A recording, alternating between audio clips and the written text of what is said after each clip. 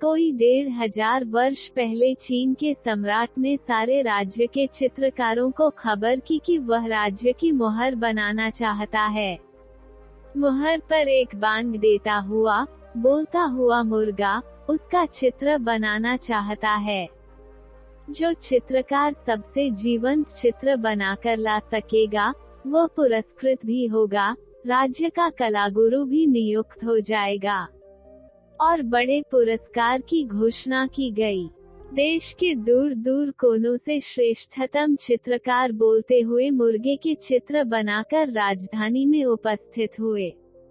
लेकिन कौन तय करेगा कि कौन सा चित्र सुंदर है?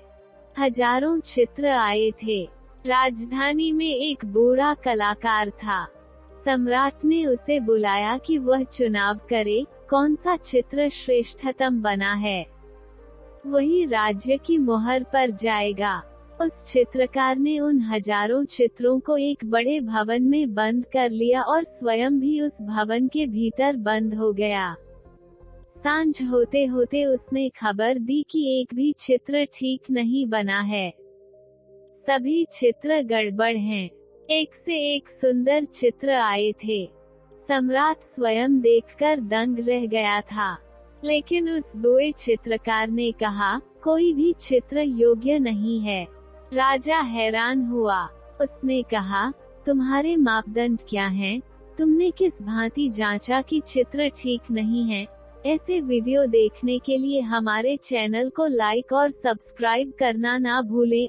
उसने कहा, मापदंड एक ही हो सकता था और वह यह कि मैं चित्रों के पास एक जिंदा मुर्गे को ले गया और उस मुर्गे ने उन चित्रों के मुर्गों को पहचाना भी नहीं, फिक्र भी नहीं की, चिंता भी नहीं की।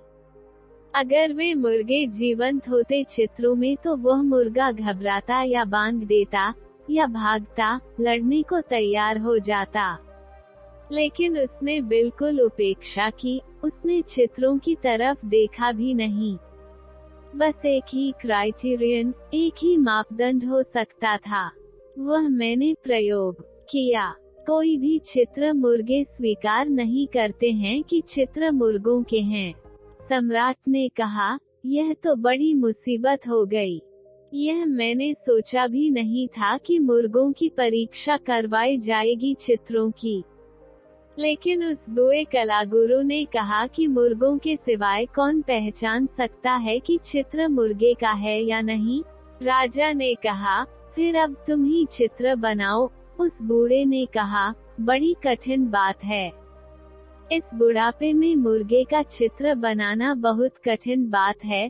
सम्राट ने कहा, तुम इतने बड़े कलाकार, एक मुर्गे का चित्र नहीं बना सकोगे?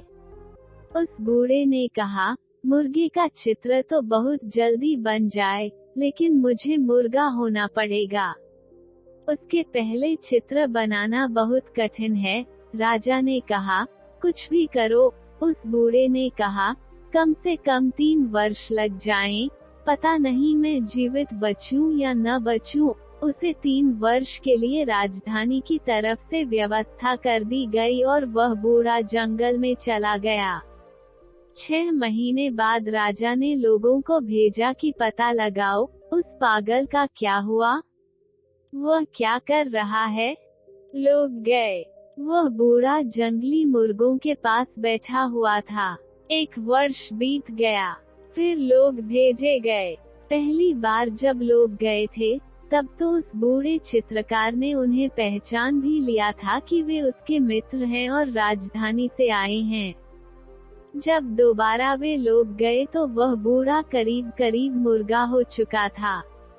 उसने फिक्र भी नहीं की और उनकी तरफ देखा भी नहीं। वह मुर्गों के पास ही बैठा रहा। 2 वर्ष बीत गए।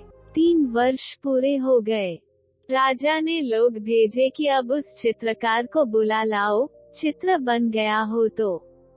जब वे गए तो उन्होंने देखा कि वह बूढ़ा तो एक मुर्गा हो चुका है। वो मुर्गे जैसी आवाज कर रहा है। वो मुर्गों के बीच बैठा हुआ है।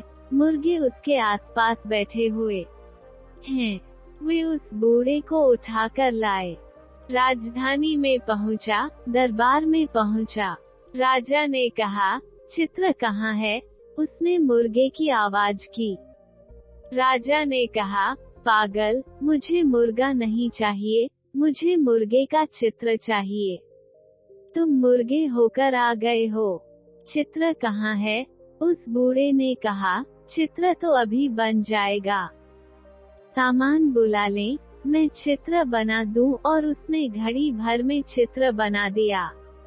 और जब मुर्गे कमरे के भीतर लाए गए तो उस चित्र को देखकर मुर्गे डर गए और कमरे के बाहर भागे। राजा ने कहा, क्या जादू किया है इस चित्र में तुमने? उस बूढ़े ने कहा, पहले मुझे मुर्गा हो जाना जरूरी था, तभी मैं मुर्गे को निर्मित कर सकता था। मुझे मुर्गे को भीतर से जानना पड़ा कि वह क्या होता है। और जब तक मैं आत्मसात न हो जाऊं, मुर्गे के साथ एक न हो जाऊं, तब तक कैसे जान सकता हूं कि मुर्गा भीतर से क्या है, उसकी आत्मा क्या है। आत्मा ऐक्य के बिना, जीवन के साथ एक हुए बिना, जीवन के प्राण को, जीवन की आत्मा को भी नहीं जाना जा सकता। जीवन का प्राण ही प्रभु है, वही सत्य है।